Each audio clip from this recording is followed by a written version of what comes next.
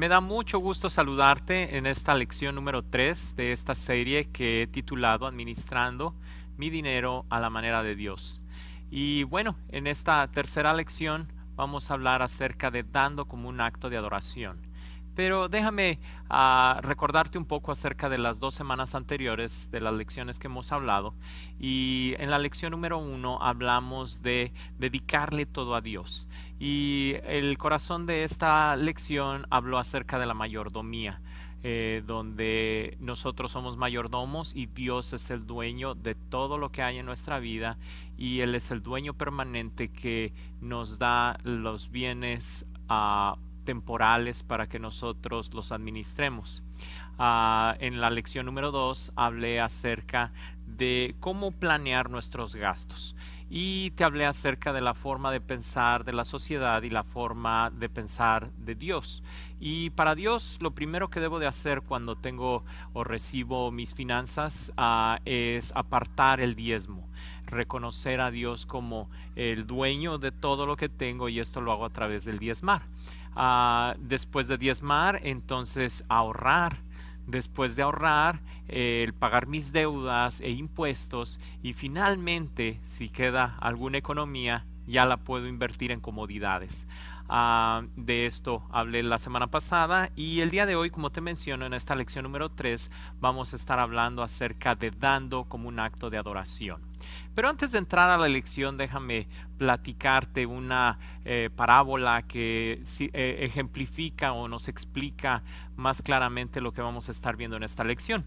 Y esta parábola es de un hombre que va en el desierto y pues ya lleva varios días en el desierto bajo el intenso sol y pues obviamente está muriendo de sed. Sin embargo, voltea al horizonte y se encuentra con un oasis. Allá a lo lejos ve un oasis y con la poca energía que le queda, hace un esfuerzo y llega arrastrándose, pero este oasis es muy particular porque en lugar de tener un lago, tiene un pozo. Y en este pozo hay una jarra con agua y un letrero.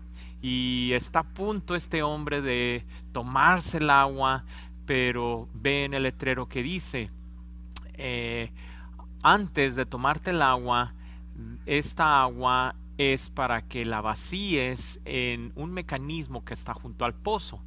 Este mecanismo tiene un empaque de piel que al momento que tú viertas el agua se va a lubricar y vas a poder extraer el agua del pozo, la cantidad que gustes de agua. Y dice postdata, después de haber tomado agua, vuelve a llenar esta jarra para el siguiente viajero que llegue al pozo. Entonces este hombre se encuentra ante la cuestión, la decisión que tiene que tomar acerca de creer si es verdad este mecanismo o tomarse el agua y sobrevivir un día, tal vez dos más, o vertir el agua que está en esa jarra, lubricar el empaque, utilizar el mecanismo, sacar el agua y tomar todo el agua que él desee, acumular para su viaje fuerzas y seguir adelante. Entonces, esta parábola lo que nos está representando es cómo en muchas ocasiones tenemos que tomar esa decisión de no tengo economía, estoy aparentemente atorado, no puedo hacer los pagos y sin embargo me encuentro ante la invitación de Dios de creerle y utilizar mi dinero, agua, para echar a andar este mecanismo y recibir todo el agua en abundancia que ocupo para sobrevivir. A lo que me estoy refiriendo es la decisión de diezmar, de dar primicias, de creerle a Dios. Y Dios es muy específico acerca de la gente que cree en este mecanismo y da ese paso de fe creyendo. Y Dios le llama a esto ser generoso y Dios dice en la Biblia que Él bendice a aquel que es generoso. Entonces, si Dios me afirma que Él bendice a quien es generoso, pues la pregunta es, ¿cómo me vuelvo una persona generosa para que Dios me pueda bendecir? Y para esto te voy a hablar de tres verdades bíblicas acerca de la generosidad. Así que vamos a entrar de lleno a la lección del día de hoy. Y entonces la primera verdad de la cual te quiero hablar es que Dios bendice a las personas que son generosas, como te menciono. Y esto está en Hechos capítulo 20, versículo 35. Y dice así: con mi ejemplo les he mostrado que es preciso trabajar duro para ayudar a los necesitados, recordando las palabras del Señor Jesús. Hay más dicha en dar que en recibir. Entonces, es el apóstol Pablo quien nos está dejando estas palabras y nos está invitando a ser generosos, y nos dice: es mejor dar que recibir. Y dice: yo recibí estas palabras de Jesús, o él dice fue Jesús quien las mencionó.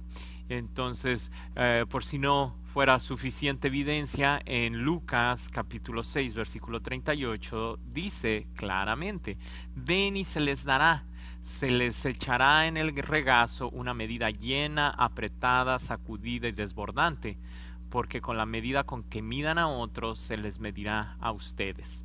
Así que muy claramente la Biblia me enseña que Dios ama, prospera a aquel que es generoso. Si no fuera suficiente evidencia, también lo dice el Antiguo Testamento. En Proverbios capítulo 22, verso 9, dice: el que es generoso será bendecido, pues comparte su comida con los pobres. No te estoy hablando acerca del Evangelio de la Prosperidad, donde tú das con el interés de recibir, como si fuera Dios un genio de la lámpara maravillosa o un banco que te da intereses. No, no estoy hablando de esto. Estoy hablando de que es un principio bíblico, que Dios bendice a aquel que da cuando lo está dando para ayudar a los demás.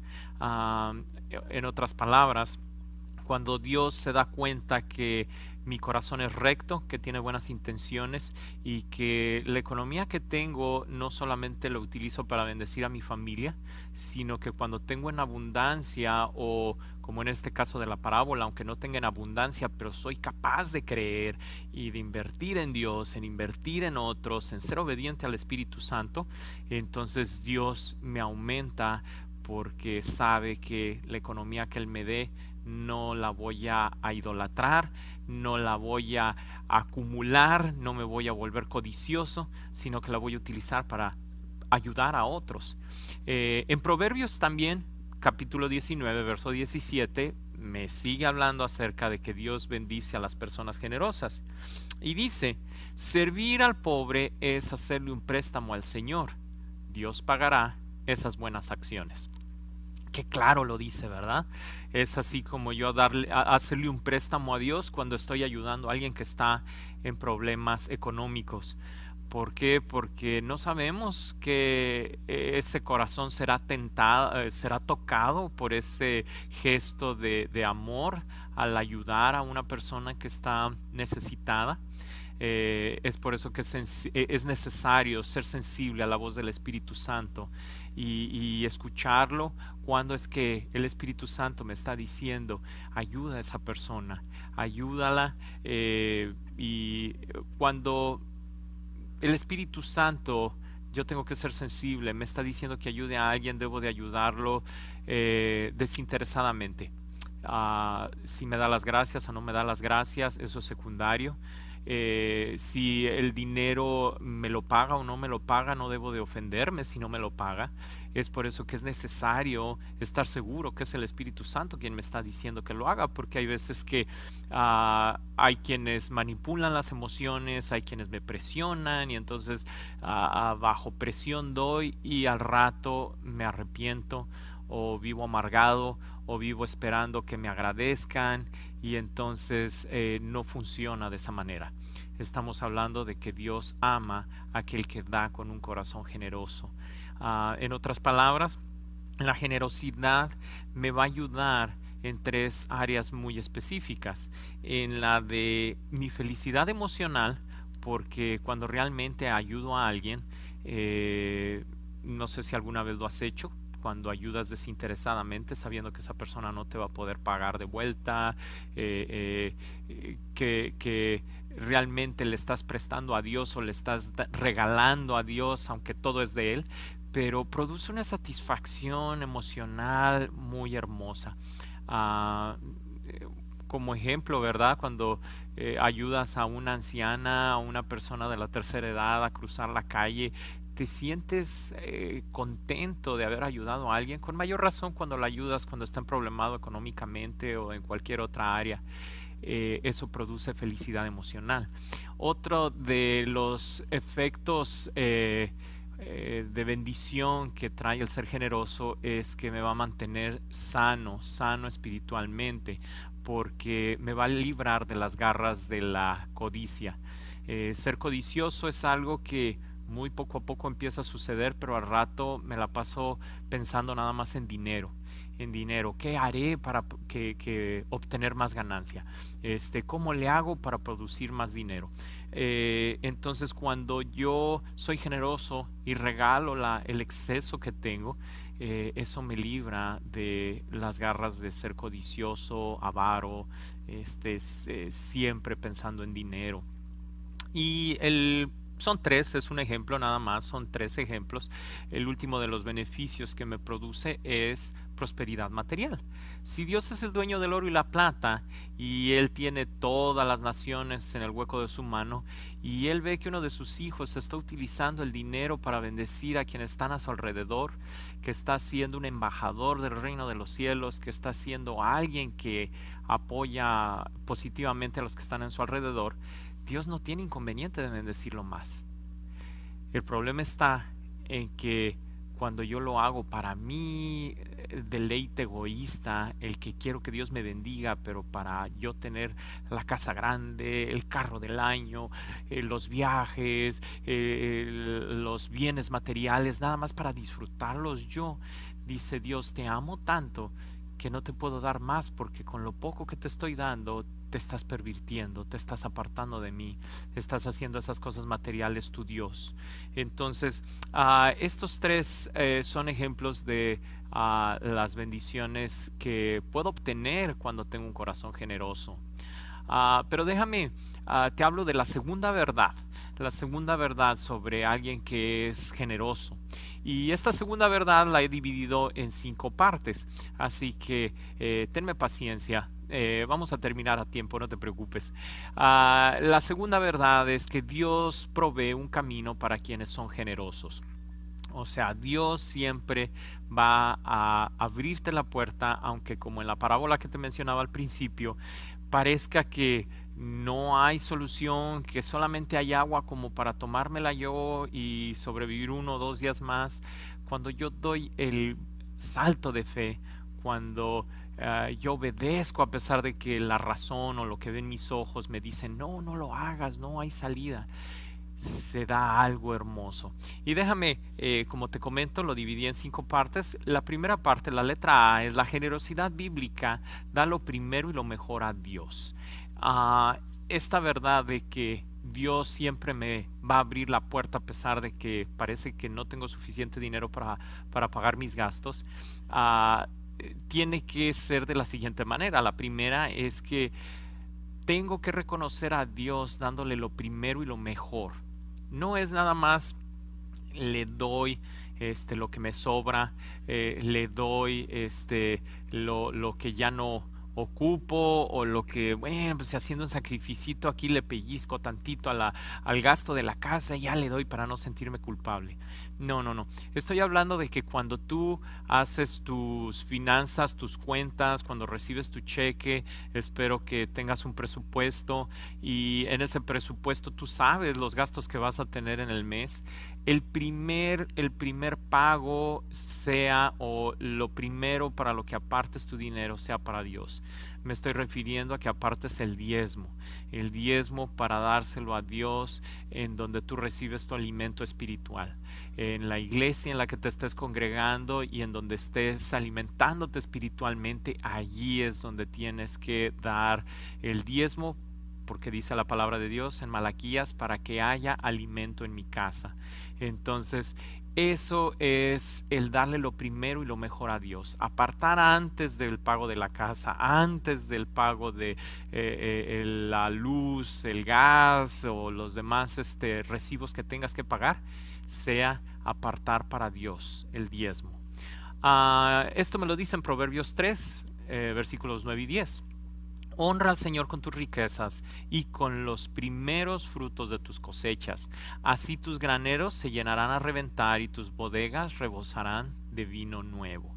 Entonces es reconocer a Dios dándole lo primero, y eso se le llama primicias, cuando es el primer fruto de tu trabajo o el primer fruto de algo especial que haces. Eso se le llama primicia. Pero tengo que dar de manera regular el 10%, y esto se le llama el diezmo. Cuando yo no doy el diezmo y pienso que estoy ofrendando, en realidad no se llama ofrenda.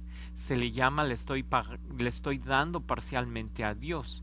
Un ejemplo, si yo recibo $100 a la semana, de esos $100 tengo que apartar 10, y eso es el diezmo. Pero yo digo, voy a dar una ofrenda de $5. En realidad eso no es una ofrenda. Le estás dando una parte de lo que ya es de Dios. Todo es de Dios, pero Él nos dice, dame primero el 10%. Entonces, la ofrenda empieza a contar cuando tú ya cumpliste con tu responsabilidad del 10%, entonces ya le puedes llamar ofrenda. Es para que tengamos presente de que Dios es quien nos dio el 100%, y Él nos pide, dame el 10% ahorita, que sea lo primero que apartas cuando tienes tus gastos.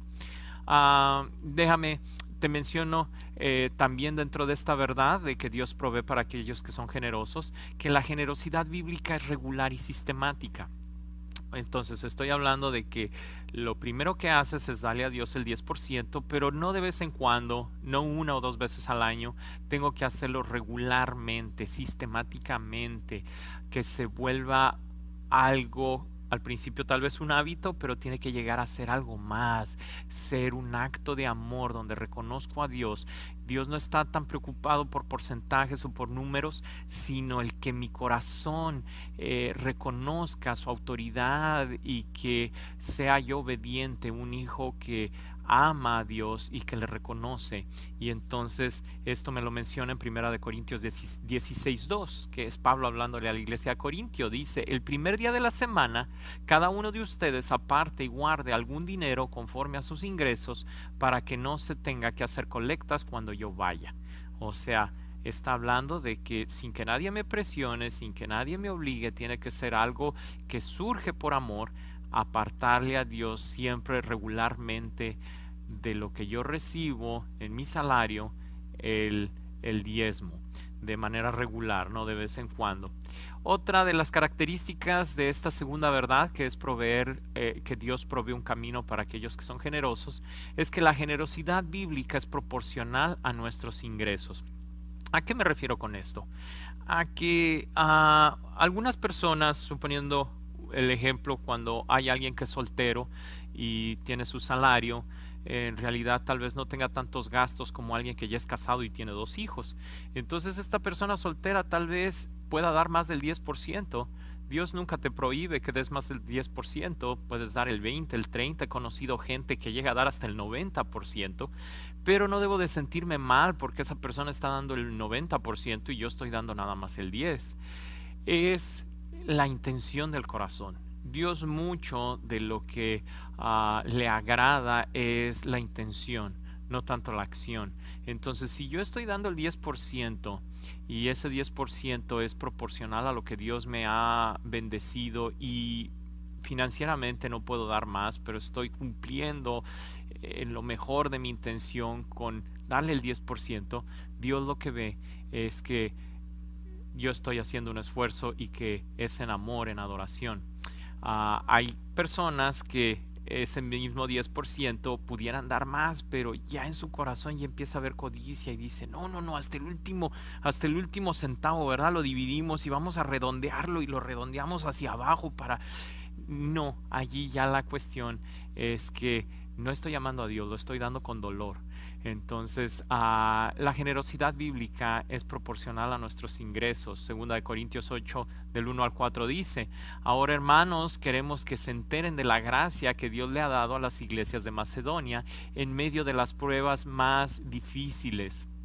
En medio de estas pruebas, su desbordante alegría y su extrema pobreza abundaron en rica generosidad. soy testigo de que dieron espontáneamente tanto como podían y aún más de lo que podían, rogando con insistencia. Te das cuenta, rogaban para dar, rogando con insistencia que les concediéramos el privilegio de tomar parte en esta ayuda para los santos. O sea, la iglesia de Corintio entendía que cuando tú das con un corazón alegre, se lo estás dando a Dios esa economía, y Dios te va a dar de manera sobreabundante.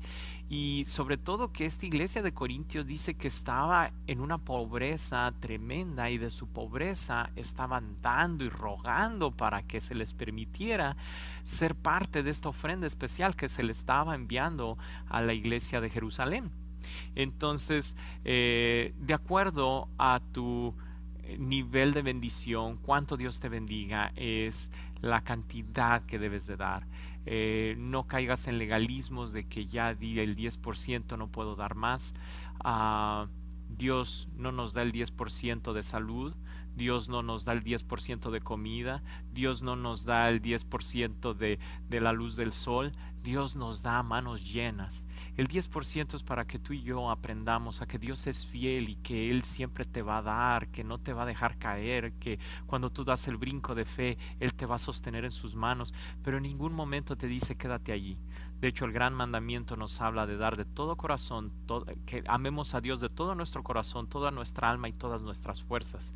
Entonces, Dios nos pide que lo amemos con todo, pero Él sabe cuán difícil es esta área económica. Entonces Él dice, empieza a probarme con el 10%, pero depende de ti, de mí, ese acto de decir, sé que tú me vas a dar más, quiero darte más, hasta que llegues al punto donde le des todo. Dios quiere todo tu corazón, está esperando que también tú le des toda tu cartera. ¿Cómo? El Espíritu Santo te va a dirigir.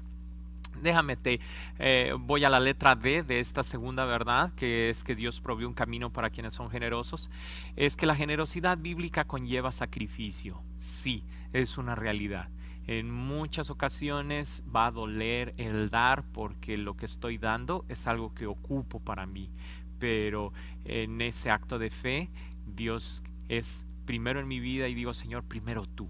Y en segunda de Samuel me encuentro el ejemplo del rey David. En el capítulo 24, verso 24, el rey David era el rey y él podía dar la orden y que le trajeran lo que él quisiera gratis, y él darlo como una ofrenda para Dios. Sin embargo, el rey David dice esto.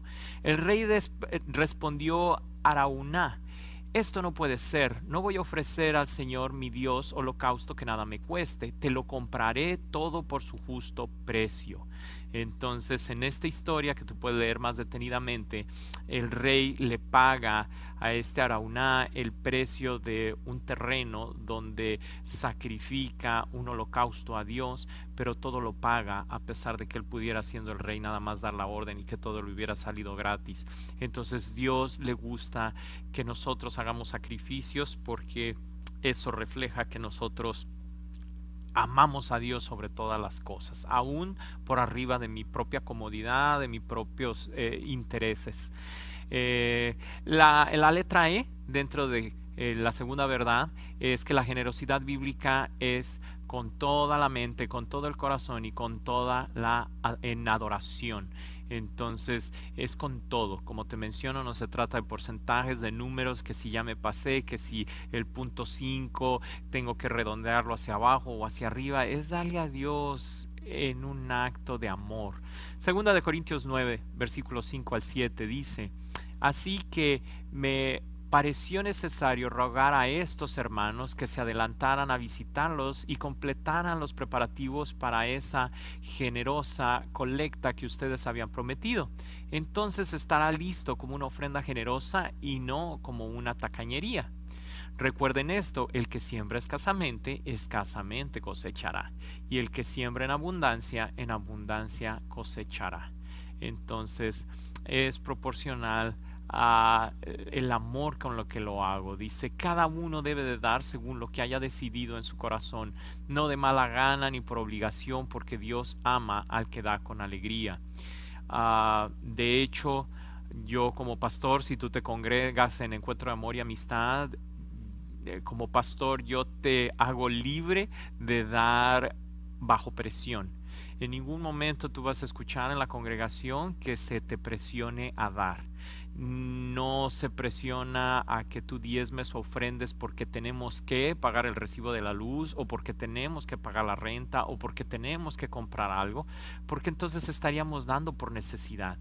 Ni tampoco lo hacemos bajo presión para que tú no lo des de mala gana.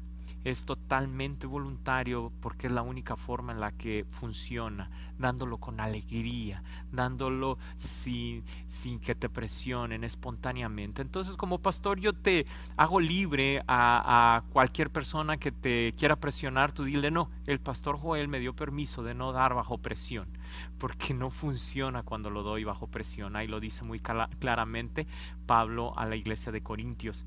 Y la tercera verdad que quiero compartirte es que todo esto de la generosidad comienza con un paso de fe.